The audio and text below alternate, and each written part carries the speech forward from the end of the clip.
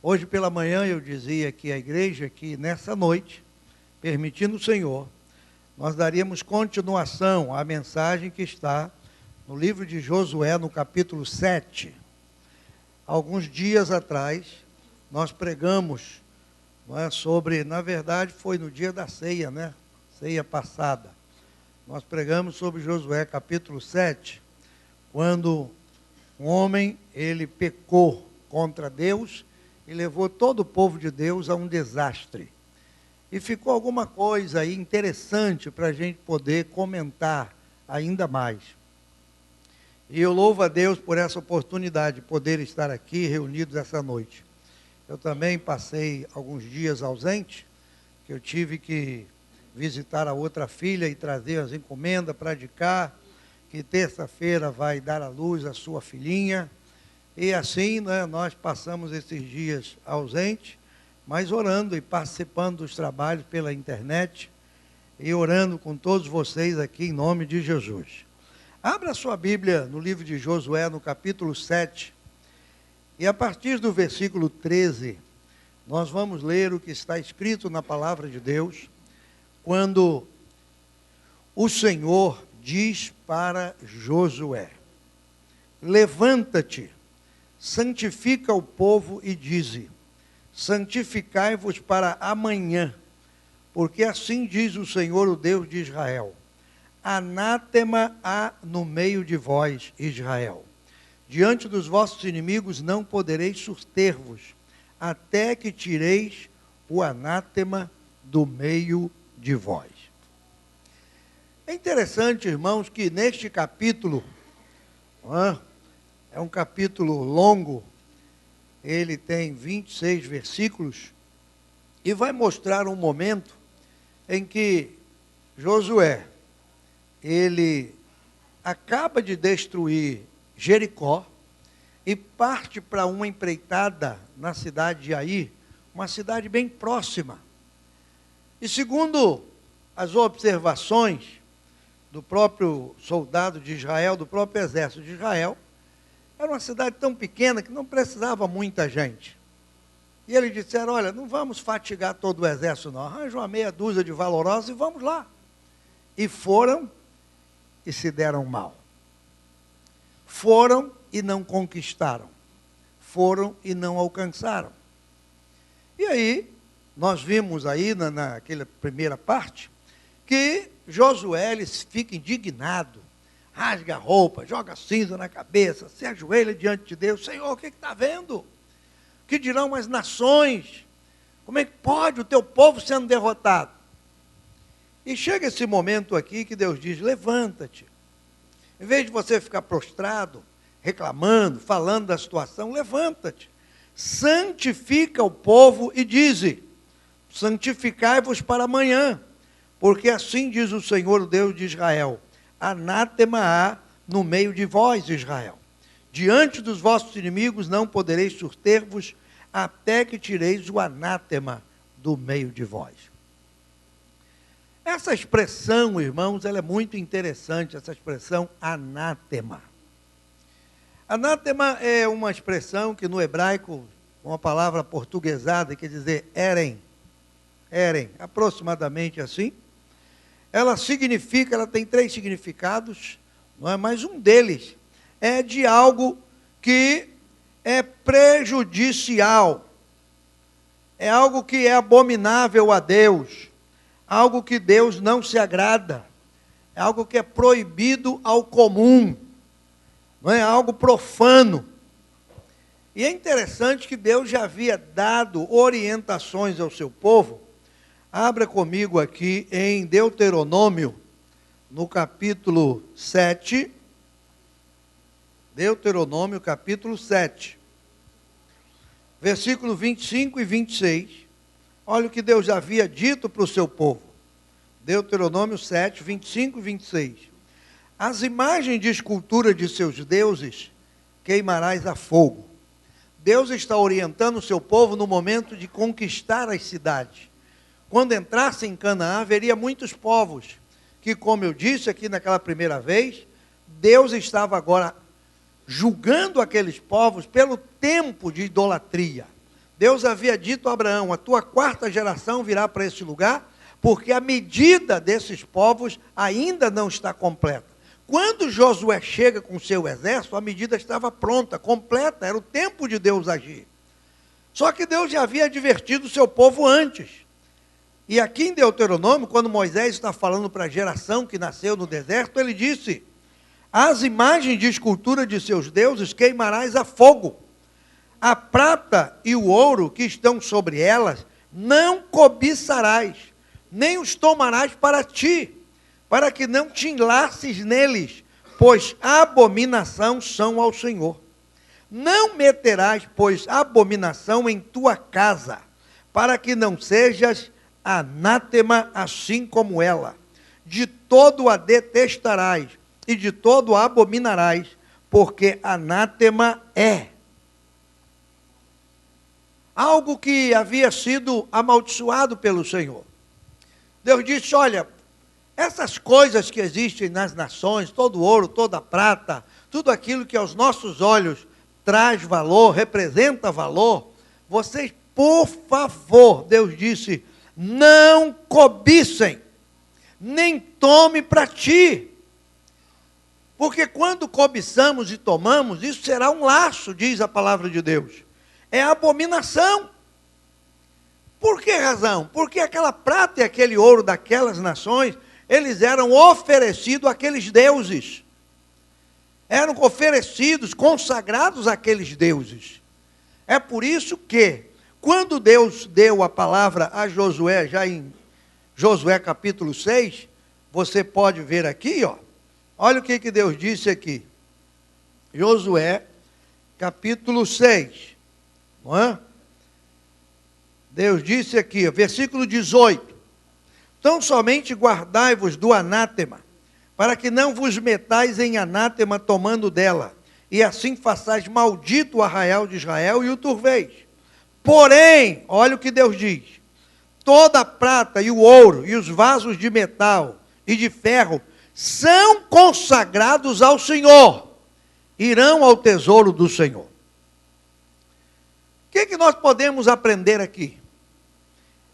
Tudo aquilo que era abominável para o povo, ninguém podia tomar, porque seria abominação para quem tomasse. Deus disse: tragam para mim. E aí, você entende isso? Deus disse: tragam para mim. Agora, não era simplesmente trazer para o Senhor. Tudo aquilo seria consagrado a Deus. Foi por essa razão que aqui em 1 Crônicas, capítulo 18, abra a sua Bíblia. 1 Crônicas, capítulo 18. Eu li esse texto naquele dia, quero relê-lo de novo. A Bíblia diz aqui que Davi, ele teve diversas vitórias no capítulo 18 de 1 Crônicas. Ele conquistou muitas cidades, muita gente, muitos povos, e adquiriu com isso muito tesouro. A prata, o ouro, o cobre daquelas nações, Davi trouxe. Davi trouxe. Mas Davi simplesmente não ficou com aquilo ali. Davi não fez uso daquelas coisas simplesmente. A Bíblia diz no versículo, por exemplo, para a gente entender, vamos ler o verso 10 de 1 Crônicas 18. O 9, para a gente entender. Ouvindo Tou, rei de Amate, que Davi destruíra todo o exército de Hadadezer, rei de Zobá, mandou seu filho Adorão a Davi, para lhe perguntar como estava, e para o abençoar, por haver pelejado com Hadadezer e o destruir. Aí entre parênteses, Hadadezer fazia guerra a Tou, rei de Amate. Fecha parênteses, aí diz: enviando-lhe juntamente toda sorte de vasos de ouro, de prata e de cobre. Os reis tinham prazer em abençoar Davi, com ouro, com prata, com cobre, e Davi também havia recolhido muito material das nações às quais ele venceu. Agora veja o que Davi fez, verso 11, as quais Davi também consagrou ao Senhor, juntamente com a prata e o ouro que trouxera de todas as mais nações, dos edomitas, dos moabitas, dos filhos de Amon, dos filisteus e dos amalequitas. Então, todo o material que Davi pode conquistar, ele não usou simplesmente para si. Davi entendeu que tudo aquilo ali pertencia ao Senhor.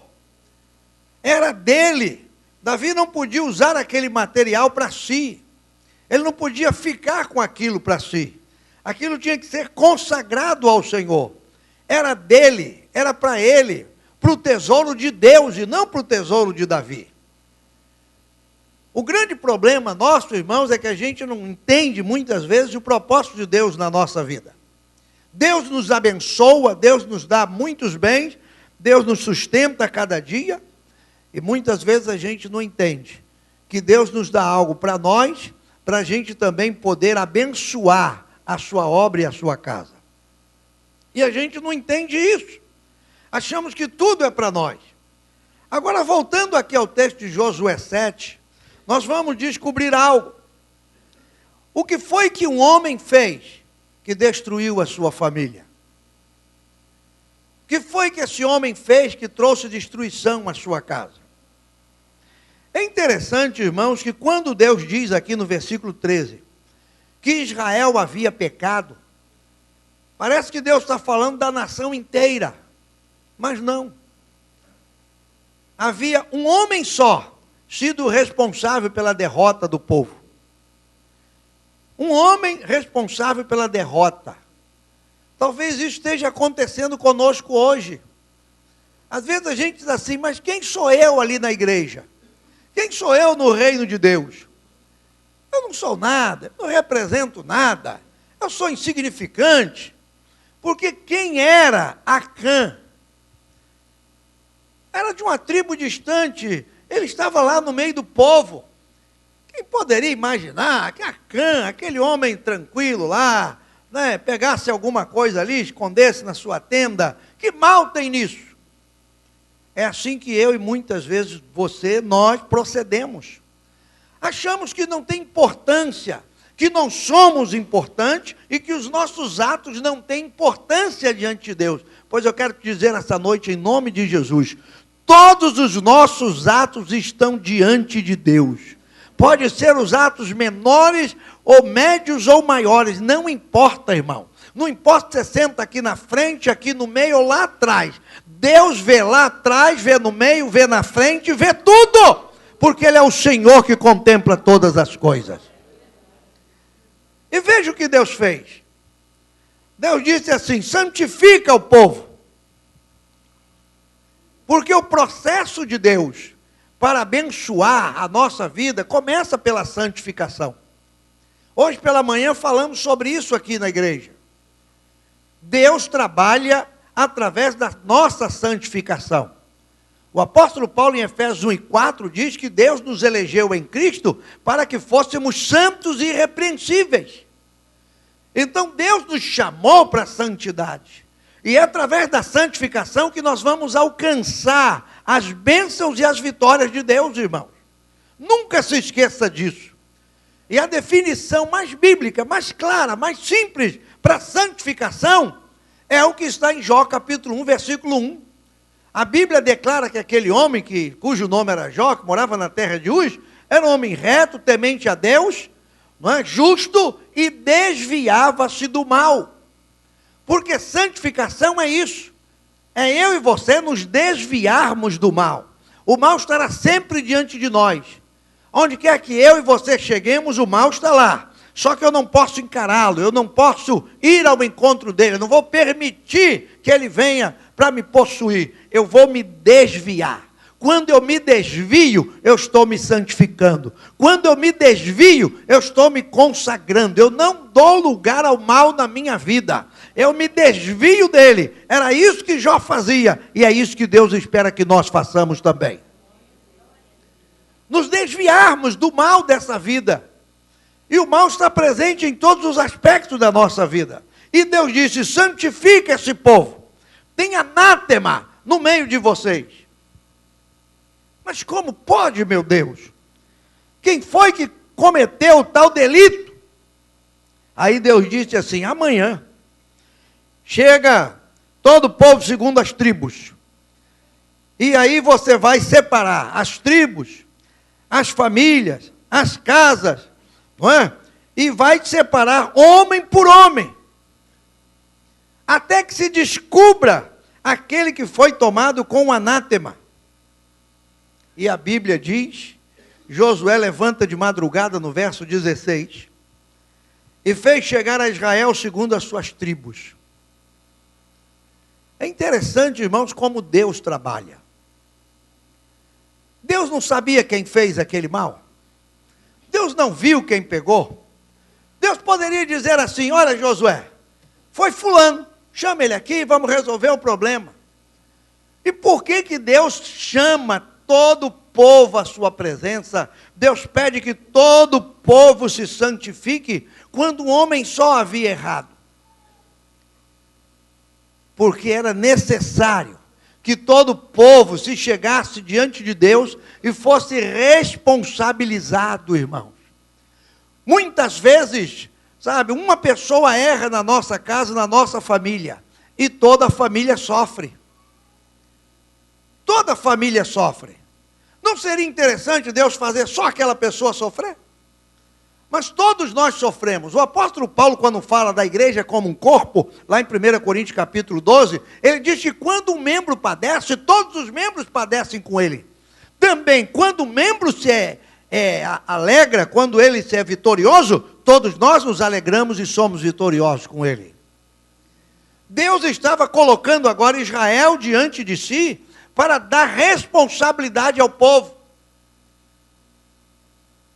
Trouxe o povo, daquele povo ali, foi tirada a tribo de Judá. Eu estava lendo isso aqui, imaginando comigo, eu digo, meu Deus, como Deus é minucioso nos seus detalhes. Como Deus age. Primeiro ele traz todo o povo diante de si, e cria no povo aquela expectativa. Alguém pecou, alguém errou, e certamente todo Israel diante de Deus está agora se perguntando, quem foi? Quem fez isto? Agora Deus vai escolher as tribos, separa Judá, e as outras tribos o que faz? Se sentem aliviadas, não é? Ai meu Deus, não fomos nós. Ainda bem que foi Judá. Ficou de lado Azé, Zebulon, Naftali, né? E todos eles, os demais tribos de Israel, ficaram de fora. E agora vem Judá diante de Deus. Deus vai colocar aquela tribo. Fazendo chegar a tribo de Judá, toma a família de Zerá. E agora a coisa começa a apertar. Deus toma uma família daquela tribo. Quem seria daquela família que tinha cometido tal delito? É interessante, irmãos, como Deus vai tratando. Deus vai colocando responsabilidades. Às vezes a gente não imagina o que pode acontecer na nossa família quando nós falhamos, quando nós erramos. Deus colocou o homem na sua casa como o cabeça do lar, como o sacerdote do lar. Deus tem colocado o homem como cabeça. Lá em 1 Coríntios capítulo 11, versículo 3, o apóstolo Paulo diz, ora, quero que saibais que Cristo é a cabeça de todo homem. Deus é a cabeça de Cristo, Cristo é a cabeça do homem, o homem é a cabeça da mulher. Então tem uma hierarquia nisso aí. E Deus preza sobre isso. Sobre o homem pesa a hierarquia de Deus. Deus é a cabeça de Cristo, Cristo é a cabeça do homem, o homem é a cabeça da mulher. E sobre esse homem pesa essa responsabilidade. Essa família foi separada. E depois de separada a família, homem por homem, foi tomado Zabdi. Zabdi está tremendo agora. Meu Deus, quem será? Eu não fui. Quem pode ter sido? Fazendo chegar a sua casa. Deus começa com uma nação, Deus separa uma tribo, Deus separa uma família. Daquela família ele tira alguém da casa. Deus vai fazendo uma obra assim, ó, de cima para baixo. ele vai excluindo, não é? Você não, você fica, você não, você fica. Por que Deus faz isso? Para nos responsabilizar, irmão. Responsabilizar. A família precisa estar unida nessa hora. O povo de Deus precisa estar unido nessa hora. Alguém errou, mas vamos ver como diz o texto bíblico aqui. Fazendo chegar à sua casa, já no verso 18, homem por homem, foi tomado Acã. E aí descreve quem é ele. Filho de Carmi, filho de Zabdi, filho de Zerá, da tribo de Judá. Deus podia ter dito, olha, foi fulano, está em tal lugar, assim, já vi tudo, vai lá, resolve e pronto. Não precisa. Não. Deus quis que toda a nação sentisse o peso, a responsabilidade, irmão. A igreja é como a grande nação de Deus, a igreja é a família de Deus. Paulo diz isso em Efésios 2,19. Nós somos família de Deus, e como família de Deus, nós temos que ser responsáveis diante de Deus, cada um responsável pelo outro, cada um orando pelo outro, cada um perdoando o outro, cada um amando o outro, cada um vivendo em função do outro, para que nós possamos vencer juntos em nome de Jesus. Agora, quando Deus vai tratar, Ele trata individualmente. E aí a Bíblia diz que chega a vez de Acã. Chegou aquele homem. E Josué disse, filho meu, peço-te, glória ao Senhor Deus de Israel. Faze confissão perante Ele, declara-me agora o que fizeste, não me oculte.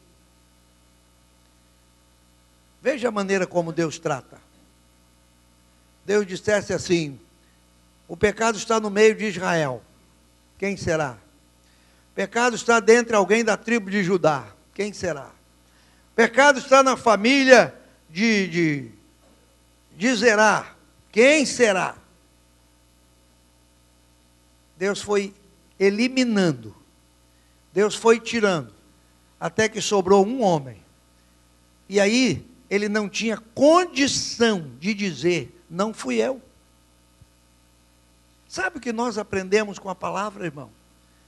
É que Deus nos descobre no meio da multidão. Deus me descobre, Deus te descobre.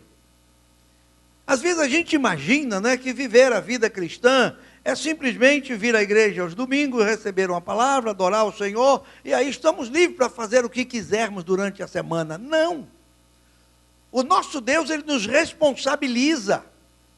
E como família de Deus, como povo de Deus, como igreja de Deus, nós somos responsáveis perante Ele pelos nossos atos.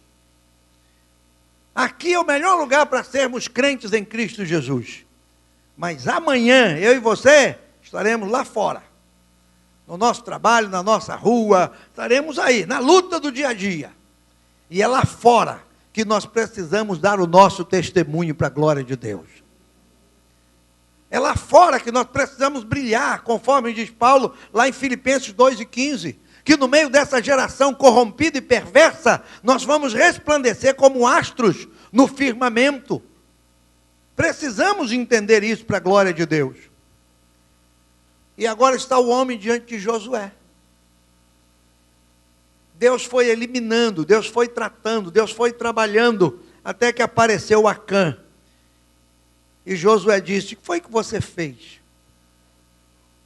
Me fala. E ele disse, eu pequei contra o Senhor. E fiz assim e assim. Como foi esse assim e assim? Olha o verso 21. Quando vi entre os despojos uma boa capa babilônica e 200 siclos de prata e uma cunha de ouro do peso de 50 siclos, cobicei-os e tomei-os, e eis que estão escondidos na terra, no meio da minha tenda, e a prata debaixo dela. Quem acharia isto aqui, irmão? Hein? Se Deus dissesse assim, alguém pecou, tem alguma coisa aí fora do comum, Alguém pegou do anátema, do que é impuro, do que é profano, do que é oferecido aos deuses, e guardou na sua casa. Josué, arranja os 3 homens aí, vai procurar isso aí. Certamente, irmãos, estariam procurando até hoje. Todo o povo parado no deserto até hoje, procura daqui, procura dali, porque o negócio estava bem guardado. O homem cavou um buraco ali na sua tenda, colocou a prata lá embaixo e começou, enterrou aquilo ali, certamente colocou um tapete em cima, alguma coisa. Ninguém tinha condição de descobrir. Mas Deus descobre. Jesus disse que não há nada encoberto que não seja revelado. Não há nada oculto que não seja mostrado. Eu não sei se vocês têm acompanhado as notícias do nosso país. Não é? A justiça, ela tem sido lenta, porque as nossas leis, elas têm tantas brechas, não é? Inúmeras brechas, e facilita uma série de recursos, infelizmente. Mas a polícia está descobrindo. Não é? Alguém achava que nunca seria descoberto, está sendo descoberto. Alguém achava que ninguém ia saber, estão sabendo. Alguém achava que nunca ia, mas está sendo descoberto. Eu li uma história, numa revista Seleções, há um tempo atrás, de que um homem lá nos Estados Unidos, ainda na sua juventude, bêbado, drogado, ele assassinou um policial. E foi numa circunstância que a polícia parou e ele atirou, não é? no policial que veio ao seu encontro e fugiu com o carro. O policial que estava atrás atirou nele. A bala atingiu o seu carro, mas ele conseguiu fugir. E esse crime, irmãos, essa situação ficou escondida por aproximadamente 40 anos. Isso saiu na revista Seleções, um fato verídico. 40 anos. Ninguém descobria. Procura daqui, procura dali, analisa daqui, analisa dali, ninguém descobria. Um dia, um homem já com 60 e poucos anos, ele suspira no seu escritório. Ele é dono de posto de gasolina, rico, e ele suspira. E ele diz assim: puxa, fazem 40 anos. Que coisa. Nunca descobriram. Quando ele diz isso, a história diz que a sua neta, uma jovem, ouve. Ela ouve.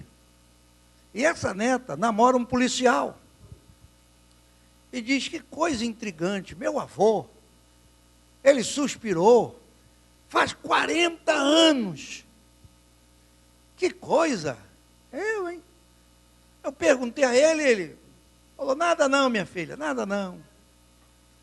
Quando ela disse isso, despertou naquele policial essa história de que ninguém tinha conseguido descobrir aquele crime. E ele foi lá nos arquivos, buscou de volta, reexaminou aquilo tudo, e eles haviam descoberto, a perícia descobriu, que a bala do policial que estava atrás atingiu o carro e certamente perfurou a cadeira do motorista e atingiu o motorista. Então aquela pessoa teria no seu corpo uma marca, não é? Uma cicatriz daquela bala que penetrou nele. Ele não morreu, enfim, estava vivo, agora já com 60 e poucos anos. E aquele policial pesquisou, chegou um dia e disse: seu fulano, posso lhe pedir um favor? Ele disse: pois não. O senhor levanta a sua camisa para me ver as suas costas. E não precisou levantar a camisa, ele disse: fui eu. Eu matei aquele policial. A bala entrou nas minhas costas, eu fui para o hospital, fiz uma cirurgia leve, tirei, e quando foram ver, a marca da bala estava lá. 40 anos depois, a Bíblia diz que não há nada encoberto que não seja revelado. Às vezes nós, irmãos, estragamos a nossa família com coisas que a gente faz e pensa que ninguém está vendo. Trazemos maldição para nossa casa com situações que imaginamos que ninguém está descobrindo. Maridos vivendo situações contra a sua esposa, contra seus filhos, e pensa que ninguém está vendo. Só que existe um Deus que observa todas as coisas. A Bíblia diz que os olhos do Senhor, Ele percorre toda a terra. Toda a terra. Os olhos do Senhor percorrem toda a terra. Ele viu o que eu fiz hoje. Ele viu o que você fez hoje. Deus vê todas as coisas. Deus sabe. E olha a desgraça que esse homem trouxe para a sua família. Vamos ver mais uma vez o versículo 21. Ainda temos uns minutinhos. Olha o que a Bíblia diz. Quando vi entre os despojos uma boa capa babilônica, 200 ciclos de prata e uma cunha de ouro, do peso de 50 ciclos, cobicei-os, tomei-os e estão escondidos na terra. 3 coisas aqui, ó. Eu vi, eu cobicei, aliás 4, não é? Vi, cobicei, tomei e escondi. E achei que ninguém viu. Essa história aqui, irmãos, a atitude desse homem, é a atitude que começou lá no início. Quando você abre a sua Bíblia no livro do Gênesis, no capítulo 3, olha o que nós vamos encontrar aqui.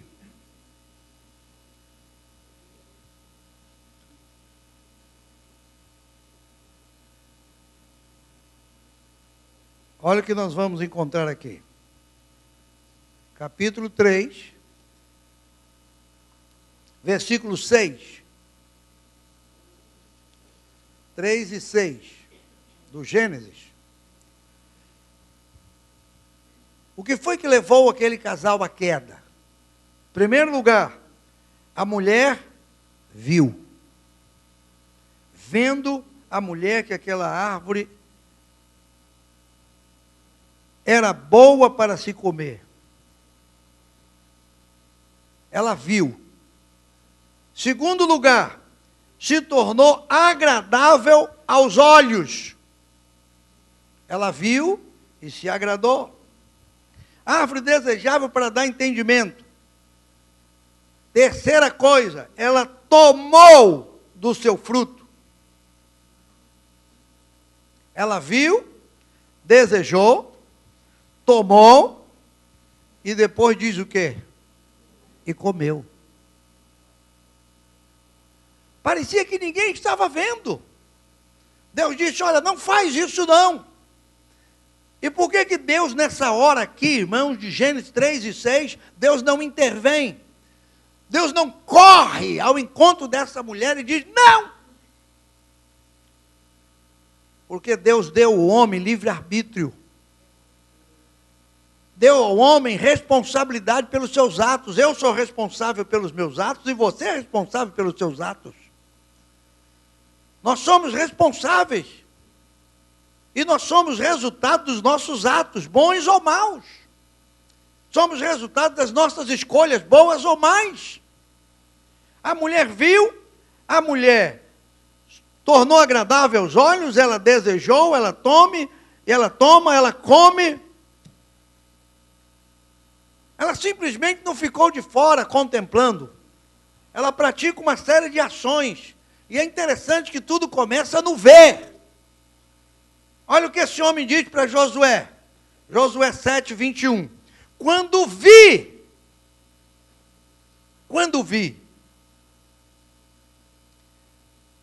Sabe o que Jesus disse sobre esse ver? Lá em Mateus 6, Jesus disse, se teus olhos forem bons, todo o teu corpo será bom. Se teus olhos forem luz, todo o teu corpo será luz. Nós temos que vigiar com os nossos olhos. Porque tudo começa aqui. Esse homem achou que o que ele viu, ninguém viu. O que ele percebeu, ninguém percebeu.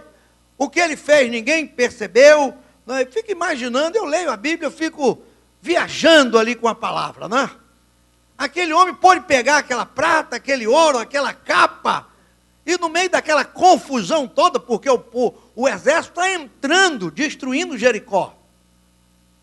Ele simplesmente se aproveita de uma situação, vai lá, ele vê, e aí ele cobiça, ele enche os olhos, puxa isso aí, né? Mais tarde, quem sabe, isso vai me render um dinheiro, o pobre do coitado está chegando agora em Canaã, né? Já está cobiçando uma coisa que só Deus, sabe? Ele está chegando agora, não tem casa para morar, eles estão conquistando, ele não sabe nem onde vai morar em Canaã. É lá a partir do capítulo 15 que Josué começa a dividir a terra em herança. Até então, estão em guerra, estão em luta, estão acampados em tendas, em barracas. Mas esse homem, a sua cobiça o leva a transgredir contra Deus. E tudo começa nos olhos. Nós precisamos vigiar com os nossos olhos. Precisamos vigiar. Esse homem vê. Desperta nele o quê? A cobiça. Eu vi e cobicei. Eu desejei, eu cobicei. E quantos lares, quantas famílias não têm sido destruídas porque os olhos não são bons, a cobiça está tomando conta e nos leva a fazer coisas desagradáveis diante de Deus. Nós temos assistido a derrocada da família aí, irmãos. E tudo começa naquilo que se vê. Naquilo que se vê. Nós tínhamos antigamente o rádio, onde só ouvíamos. Não é? E aí eu vou dizer, éramos felizes e não sabíamos. Não é? Na época do rádio. Você só escutava. Ria das bobagens do rádio. Não é? Tem alguém aqui do tempo do rádio? Pois é, viu? A turma do tempo de Noé conhece o rádio. Sabe? Tinha um rádio. Aí daqui a pouco chegou a televisão. Aí agora você ouve e vê. Ouve e vê. E a televisão melhorou. Ela não é mais preto e branco, ela agora é colorida. Não é? E ela foi atingindo um grau de sofisticação tal, e aí a humanidade, enfim, o nosso mundo, ele pegou isso aí para despertar em nós o quê? A cobiça. A cobiça. O mundo em que vivemos é baseado nisso aí, é fundamentado nisso aí. As propagandas, elas existem para despertar a nossa cobiça. Você já tem o seu sapatinho aí no seu pé, felizinho com ele. Mas aparece um sapato na televisão, ele é tão brilhoso, ele é tão bonito. Aí ele faz assim, ele navega ali, você fala, meu Deus! Ainda bota embaixo, 10 vezes sem juros, você fala, vou comprar.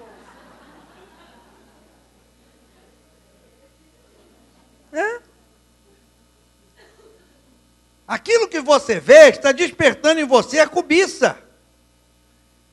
E muitas vezes, irmãos, a família do povo de Deus hoje está sendo castigada. A família brasileira, de um modo geral, vocês estão acompanhando o desenvolvimento dessa situação aí, e hoje estamos endividados. Uma família endividada, o povo de Deus está comprometido. Tem gente aí com 90% do salário já está comprometido. Por quê? Pelas facilidades. Coisas que vieram pela cobiça. O apóstolo Paulo diz lá em Timóteo, capítulo 6, os que querem ganhar muito dinheiro, ficarem ricos, tem que ter cuidado para não cair em laços, em tribulações, né, em condenações. Aí Paulo, ele chega ao extremo de dizer o seguinte, olha, se você tem o que comer, você tem o que vestir, e você tem onde dormir, esteja com isso contente. Já pensou? Pastor, eu tenho uma sardinha para comer, eu tenho um colchonete para dormir, eu tenho um casaco para vestir. Paulo falou, dá glória. Aí, viu? Vinícius deu, ó. Ninguém deu, ele deu. É isso aí, Vinícius. É isso aí. É isso aí. Viu, irmão? Porque a cobiça tem levado muitas pessoas à derrota. O que foi que esse homem fez contra a sua própria família? Ele permitiu que a cobiça, a avareza, falta de domínio próprio, desobediência, desconheceram o Senhor que tudo vê. Ele achou que fazendo aquilo ali, ele estaria, sabe, ninguém está vendo, ninguém vai perceber. Só que os olhos do Senhor percorrem a terra. E a Bíblia diz que ele disse, olha, estão escondidos na terra, no meio da minha tenda e a prata debaixo. Não tem mais como negar. E é interessante uma coisa, irmão. Para a gente entender o processo de Deus. Deus vê as coisas, Deus sabe de tudo. Aí você diz assim, então por que Deus não revela? Deus sabe, então por que Deus não revela? Não é? Deus sabe tudo, então é para Deus chegar aqui, Deus aparecer aqui no nosso meio e dizer assim, ó, esse aqui fez isso, aquele ali fez aquilo, aquele fez aquilo. Aí todo mundo diz, caramba, tá vendo? Deus vê tudo mesmo. Aí Deus falou. Por que Deus fez esse processo todo para chegar a esse homem? Porque Deus queria confissão. Confissão, irmãos. A Bíblia diz que o que confessa e deixa alcança misericórdia. O que encobre as suas transgressões nunca prospera. Nunca prospera. Nós precisamos ser homem o suficiente. Acã não foi homem para ver. Acã não foi homem para cobiçar. Acã não foi homem para tomar. Acã não foi homem para esconder. Ele agora estava sendo homem para desabafar, para confessar e para dizer o que ele fez. É isso que Deus quer de mim e de todos nós. Deus espera que confessemos. Que você diga. Porque quando a gente diz, irmãos, com a nossa boca, a gente anula, sabe, toda a ingerência do mundo espiritual. É interessante que a vida de Davi é uma vida de vitórias e de derrotas. Vitórias e derrotas. Davi, ele cometeu alguns deslizes na sua vida. E em todas as vezes que Davi pecou, Davi foi homem para dizer, eu pequei. Eu errei. Fui eu. É isso mesmo. O Senhor pode me matar. E o profeta Natan diz, olha, o Senhor não vai te matar não. Ele transpassou o teu pecado. Mas olha, no caso, por exemplo, daquele adultério com Batseba, Deus não deixou barato. Deus disse, olha, o que você fez em oculto, eu vou fazer no telhado. O que você fez no escondido, eu vou fazer perante o sol. Sua família vai sofrer as consequências do que você fez. Mais tarde, já em 2 Samuel 24, quando ele faz um censo, enumera o povo, o próprio general dele falou, senhor rei, não faz isso. E Davi, na sua soberba, no seu orgulho, querendo fazer uma contagem, para orgulhar-se do que ele tinha, ele esqueceu que lá na lei Deus disse, para cada pessoa tinha que se oferecer um sacrifício. E ele manda contar. E a Bíblia diz que o anjo do Senhor está sobre Jerusalém com a espada na mão. E vem mais uma vez o profeta. E Davi diz, fui eu que errei, Senhor. Essas ovelhas não fizeram nada, fui eu. Fui eu quem errei. Foi eu, Senhor, eu estou aqui. Foi eu que errei. É isso que Deus espera de nós hoje, irmãos. Sabe, em vez de ficar escondendo as coisas da nossa família, da nossa casa, ficar vivendo uma vida dupla, diga para Deus, Deus, eu errei, e quem erra sou eu, o responsável sou eu, e aí você não vai levar a sua família à ruína, nem a sua vida à perdição. Davi disse, fui eu. Foi lá para a eira de Araúna, um jebuseu, pegou carro, pegou boi, ofereceu um sacrifício a Deus, pagou caro por aquilo ali, porque ele disse, eu não posso oferecer ao Senhor sacrifício que não me custem nada. E assim ele aplacou a ira de Deus sobre a sua vida e sobre a nação de Israel. Acã, ele viu, cobiçou, tomou, escondeu e agora diante de Deus está confessando. Só que a Bíblia diz, irmãos, que Deus teve que julgar aquele homem. Tomaram aquelas coisas, trouxeram a Josué, e todo Israel tomaram a cã, a prata, a cunha, filhos, filhas, bois, jumentos, ovelha, a sua tenda. Imagine aqui. Pegaram tudo que aquele homem tinha. Tudo. Levaram ao vale de Acor. E disse Josué, versículo 25, por que nos turbaste? O Senhor te turbará a ti este dia. E todo Israel o apedrejou com pedras, e os queimaram a fogo, e os apedrejaram com pedra, e levantaram sobre ele um grande montão de pedras até o dia de hoje. Assim o Senhor se tornou do ardor da sua ira, pelo que se chamou o nome daquele lugar, o Vale de Acor, até ao dia de hoje. Um homem que não pensou na sua família. A cobiça, irmãos, ela cega o ser humano. Na nossa cobiça, a gente não percebe que estamos tão somente prejudicando a nós, mas a nossa família, os que nos são queridos. Esse homem levou sobre a sua família toda a maldição do seu erro, arrastou todo mundo com ele.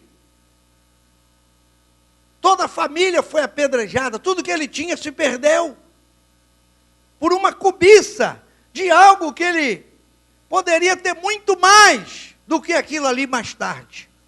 Muito mais.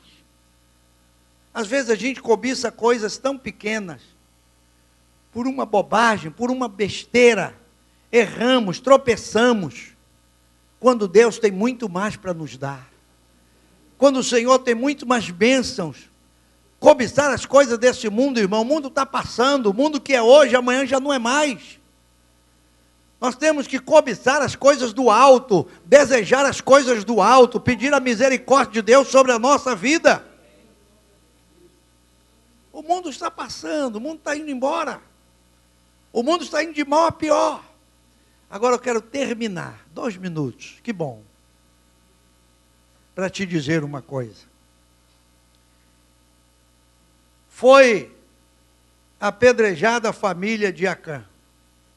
Toda a sua família foi apedrejada. Levantaram um grande montão de pedras, diz a Bíblia, até o dia de hoje. Assim o Senhor se aplacou do ardor da sua ira, e se chamou o nome daquele lugar, o Vale de Acor. Esse vale é uma região que fica entre o Mar Morto e Jerusalém. Em cima, na cadeia de montanhas, existe esse vale, chamado Vale de Acor. A palavra Acor, Vale de Acor, não é simplesmente quer dizer lugar de perdição. Lugar de perdição. Chamaram aquele lugar Vale de Acor por causa daquela situação. Que nome vamos dar a esse lugar agora? Vale de Acor. Lugar de perdição, lugar de derrota, de transtorno. Certamente aquele lugar ali ficou marcado pela situação daquele homem, pela cobiça daquele homem, pela falha, pelo pecado daquele homem. Amontoaram muitas pedras e todos que passavam, certamente olhavam para aquelas pedras e perguntavam, mas por que esse montão de pedra? Aqui tem um homem, aqui tem uma mulher, aqui tem uma família, debaixo dessas pedras, que morreram por causa da cobiça dele. Foram apedrejados, queimados. Era um lugar que não tinha esperança. Aí é interessante, irmãos, abra sua Bíblia agora no livro do profeta Oséias. Livro do profeta Oséias, depois de Daniel. Aí você vai abrir o capítulo 2 de Oséias. Olha o que diz a palavra de Deus. Oséias, capítulo 2, versículos 14 e 15. Oséias, capítulo 2, versículo 14 e 15. Deus, através desse profeta, está falando para Israel. Deus está falando aqui. Oséias, ele é contemporâneo de Isaías, porque ele profetiza nos dias de Uzias, de Jotão, de Acás, de Ezequias. Ele é contemporâneo também de Jeremias. E é interessante que Isaías usa essa expressão também, falando desse vale, lá em Isaías 65. Mas olha o que Oséias traz para nós no capítulo 2, versículo 14 e 15. Portanto, eis que eu a atrairei, e a levarei para o deserto, e lhe falarei ao coração. E lhe darei as suas vinhas dali, e o vale de Acor, por porta de esperança. E ali cantará como nos dias da sua mocidade, e como no dia em que subiu da terra do Egito. Nos dias de Josué, aquele lugar chamou-se lugar de perdição. O vale de Acor era tido como lugar de perdição, de derrota. Mas na frente, agora nos dias dos reis de Israel e de Judá, a Bíblia diz que Oséias, ele profetiza, não é, nos dias de Uzias, de Jotão, de Acás, de Ezequias. Isaías também começa o seu ministério aqui. Você pode ler o livro do profeta Isaías, você vai encontrar. Isaías capítulo 6 começa no ano em que morreu o rei Uzias. Eu vi o Senhor. Isaías começa propriamente o seu ministério ali. E é interessante que nos dias de Josué era um vale de perdição. Mais na frente, Deus está dizendo, o vale de Acor será uma porta de esperança. Sabe o que Deus está dizendo, irmãos? Sabe o que Deus está nos ensinando? Que no meio de toda a perdição, ainda que tudo esteja perdido, o nosso Deus é um Deus de esperança. É um Deus de renovação. É um Deus de misericórdia. É um Deus de amor. Isso significa que, se nessa noite um de nós nos enquadramos nessa palavra aqui e pedimos misericórdia ao Senhor, Ele é a nossa esperança. A esperança que salva, a esperança que liberta, a esperança que transforma, a esperança que nos abençoa. Porque Deus sabe transformar perdição em bênçãos. Deus sabe transformar maldição em bênção. Você sabia disso? Abra Neemias capítulo 13 aí, por favor. Neemias, antes de Jó. Aí você vai encontrar Neemias, antes de Esté. Neemias capítulo 13, versículo 2. 13. Neemias 13. Vou ler o 1 e o 2 para você entender. Neemias. Naquele dia leu-se no livro de Moisés aos ouvidos do povo, e achou-se escrito nele que os amonitas e os moabitas não entrassem jamais na congregação de Deus. Por que isso? Porquanto não tinham saído ao encontro dos filhos de Israel com pão e água. Antes, assalariaram contra eles a Balaão para os amaldiçoar. Ainda que o nosso Deus converteu a maldição em bênção. Vamos ficar de pé na presença de Deus.